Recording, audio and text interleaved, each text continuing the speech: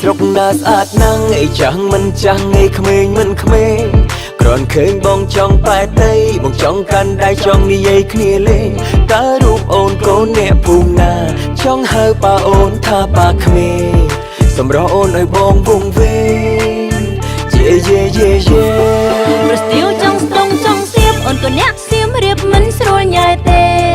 មិនងាយផ្ដេកផ្ដួលផ្ដោផ្ដងអារឿងគូក្រងអ្នកសម្រេចលើម៉ែបើបងខ្លាំងហ៊ានចោលចៃជើតាមច្បាប់តាមផ្លូវអូនមិនថាអីទេ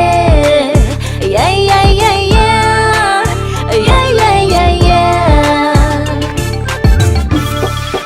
តែអូនឆ្លើយអូខេបងសុខចិត្តទេនៅតែម៉ែបងភ្លៀង